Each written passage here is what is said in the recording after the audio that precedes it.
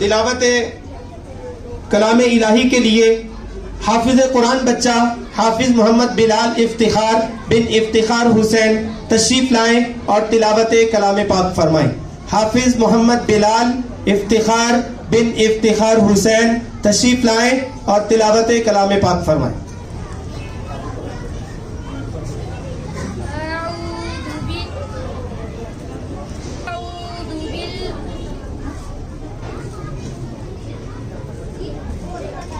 من أمرنا ما كنت تدري ما الكتاب ولا الإيمان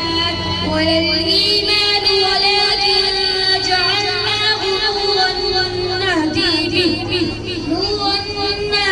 به من نشاء من عبادنا وإنك لتهدي إلى صراط مستقيم صراط الله الذي له ما في السماوات وما في الأرض ألا إلى الله تصير الأمور صدق الله العظيم۔ بچہ بھی حافظ قرآن اس سال ہمارے پاس ہوا ہے۔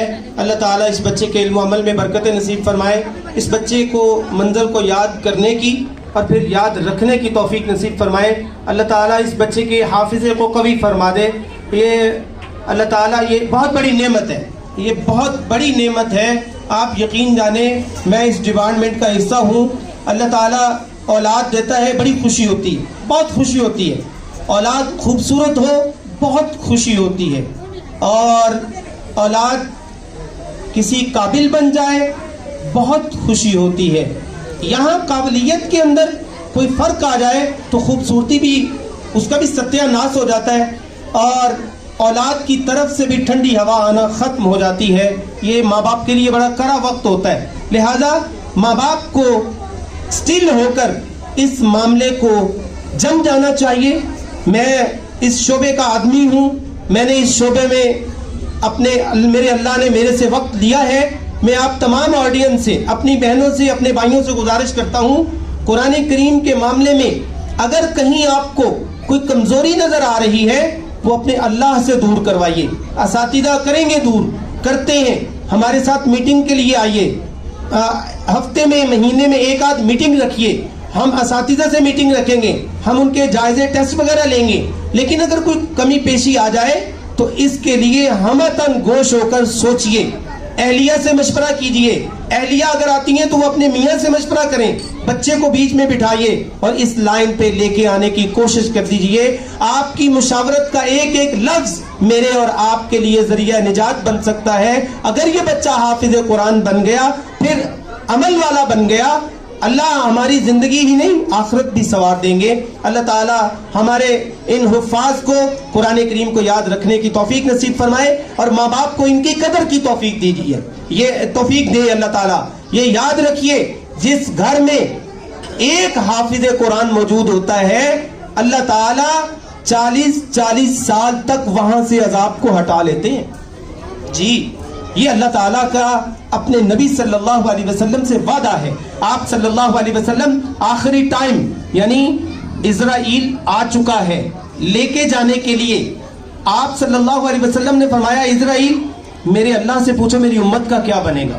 آپ یقین جانیں یہ اتنا کربناک لمحہ ہے، ادھر سے موت کی تکلیف ہو رہی ہے، جان نکلنے کی تکلیف ہو رہی ہے، اور آپ صلی اللہ علیہ وسلم یہ فرما رہے اسرائیل ذرا ہاتھ ہولا رکھیں۔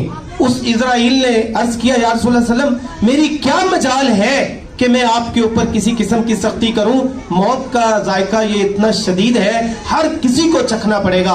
آپ صلی اللہ علیہ وسلم نے فرمایا اچھا اتنی تکلیف ہے، تم یہ کرو آج جتنی میری امت کو تکلیف تم نے موت کے وقت دینی ہے آج ساری کی ساری میرے اوپر ڈال دو۔ یہ تھے ہمارے نبی، اتنا امت کا درد رکھنے والے۔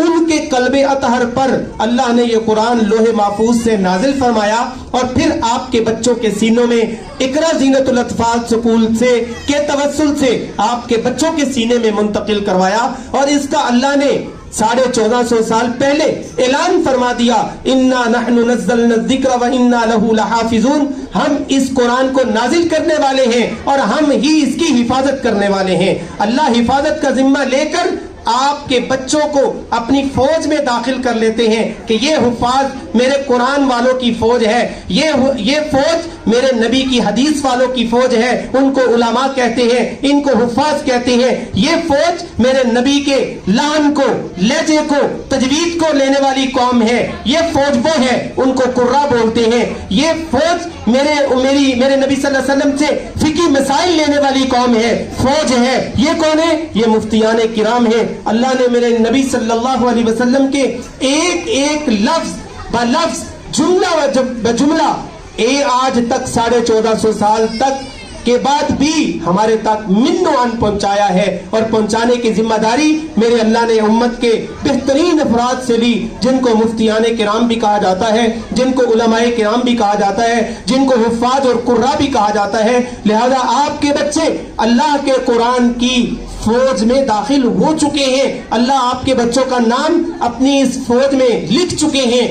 फर्क सिर्फ इतना है कि वो फौज जब प्रैक्टिकल पे आती है तो वो अपना प्रैक्टिकल छोड़ देती है, अपने फराइज को भूल जाती है। नमाज का टाइम है तो हाफिज कुरान नमाज के लिए नहीं उठ रहा, और तिलावत का टाइम है तो तिलावत को टाइम नहीं दे रहा। ये मेरे हाफिज और हुफ्फाज बच्चों के घरों का अलमिया है। माँ बाप भी हिफ्ज करवाने के बाद लाशऊरी तौर पर वो भी साइड पे हो जाते हैं। सिर्फ ये है ये इकरा ज़ीनतुल अत्फाल, या हमने इतने बड़े अच्छे स्कूल से हमने अपने बच्चे को हाफिज बना लिया, डिग्री ले ली जी, ये मेरा बच्चा हाफिज है, ये मेरी बच्ची हाफिजा है। ओके, मानता हूँ इस बात को, बहुत बड़ी डिग्री है, लेकिन इस पर अमल करना इससे भी ज्यादा जरूरी है कि कुरान हमें क्या कहता है कि उतलु मा उहिया इलैका मिनल किताबि व अक़िमिस सलाह, कि नमाज को कायम करो, तिलावत के कुरान की तिलावत करो और बेहयाई से बचो। हम इसका कितना अमल कर रहे हैं अपनी जिंदगी में? अल्लाह ताला हमें समझने की, अमल करने की तौफीक नसीब फरमाए।